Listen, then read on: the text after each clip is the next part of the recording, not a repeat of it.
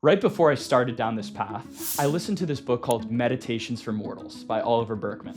Oliver Burkeman calls his philosophy imperfectionism. He spent a lot of time trying to hack productivity, but what he realized all these productivity hacks have in common is that they lead to a gradual clenching of the self. In an effort to be perfect, to be optimal, to be even better, you increase the stakes and increase the bar that you have to meet. So I want to share with you the 3 biggest takeaways I had from Meditations for Mortals. The first is the importance of a shift in perception. You're a finite human being with a limited amount of time and resources. You can have all of these amazing plans, all worthwhile things to do, but ultimately you will never have enough time to do all of them. And that's okay. And for a long time, I thought that wasn't okay.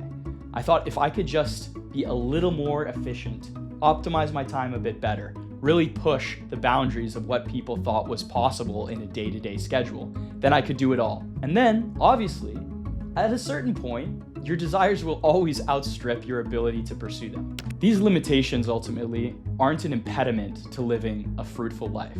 In fact, realizing your limitations is the key to living a fuller life. So week 1 is called being finite. So a lot of the time when we're stuck between 2 difficult choices, we choose not to choose. In a lot of cases, we tell ourselves that we have to do this thing. For example, we have to respond to the email now. We have to go to our friend's birthday party. We have to call our parents. And the reality is when we're saying we have to do something, we're really saying we're not willing to pay the consequence of not doing it. We're not willing to make our boss frustrated. We're not willing to disappoint our friend. And we're definitely not willing to endure ceaseless questioning about what we're gonna do with the rest of our lives. In the words of the great Thomas Sowell, there are no solutions. There are only trade-offs. However, we're often tempted to exaggerate the consequences of a potential choice because it alleviates the burden of actually having to choose. In the words of Jean-Paul Sartre, there is a secret comfort in telling yourself you have no options. It is easier to wallow in the bad faith of believing yourself trapped than to face the dizzying responsibilities of your freedom. At the end of the day, if you're willing to accept the consequences of any choice you pay, you're actually free to choose a lot more than you think. Oliver Burkeman would describe it as freedom in limitation as opposed to freedom from limitation. Ultimately, doing any of these things because you are willing to pay the price is not the same as doing them because you feel you have to. And that makes all the difference. Rather than trying to just avoid the consequences, find the perfect solution. Accept the consequences, make the decision, and live a freer life. All right, the second takeaway from this section is called crossing the bridge when you get there. Now, we hear about this a lot, but I think it's worth double-clicking into. There is a seductive quality to worry. We almost believe that by worrying about something, we're working toward addressing it. But not only are we trying to think of every challenge that could possibly arise, we're also trying to think about how we would overcome any of those challenges. Now, Oliver talks about how this developed as an evolutionarily advantageous thing. So for example, if you see a rustling in the bushes, it makes sense to be anxious that something's about to eat you. But the difference there is that the bridge has already arrived. Most of the things we worry about are far into the future, and we don't actually even know what the challenge is going to look like, let alone how we're going to address it. At the end of the day, we have to keep faith that every challenge we've ever encountered, we've been able to overcome with the tools that we have at our disposal in that moment. So I think the perfect example of this is the first date. So I'm a big romantic. I read a lot of books and movies. A big part of the baggage that comes with that is basically feeling like you have to say the perfect thing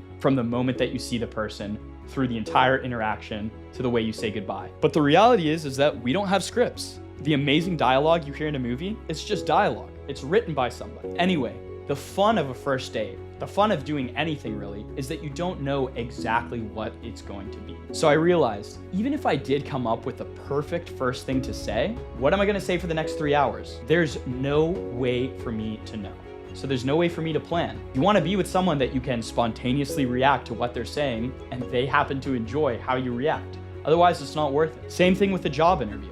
You can prepare, you can have your narrative ready, and then you have to trust that you're ready enough to meet whatever challenge comes up. Week 2 is on taking action. So I think of all of them, this is my favorite because it's really helped me the most. I've always been baffled by how much I could produce in the 3 hours before an essay is due. I've always thought, damn, if I can just be like how I am in those 3 hours, the rest of the day, for 8 hours, 9 hours, my productivity would be unbelievable. But in reality, you can only really do that for 3 hours at a time. And so Oliver Burkeman talks about the historical examples of great creators and their patterns of work. Charles Darwin would have 2 90-minute periods of focus and 1 hour period of focus. Virginia Woolf would write for 3 to 5 hours after every breakfast. So if we know that there's only 2 to 4 hours in the day that we can really be focused, what are we supposed to do with that information? I can tell you, it's certainly not to just do the 2 to 4 hours whenever you think you're gonna feel most like doing the 2 to 4 hours, because you will never feel like doing 2 to 4 hours of work. So the recommendation here is to do something called ring fencing. Pick a 2-hour slot of the day that you dedicate to working on whatever project it is. And this is doubly effective. Instead of feeling bad as you're procrastinating watching a movie or scrolling or hanging out with friends, you're just like, no, I know for a fact that I'm gonna do this between 6 and 8. And so I can enjoy doing this thing right now. I don't have to feel like, oh God, when am I gonna do this thing? And then it's actually very relaxing to know that when it actually comes, when the 6 o'clock comes, you can just sit there, you'll work for 2 hours, and at the end of 2 hours, it's done. This is actually what has permitted me to get this far.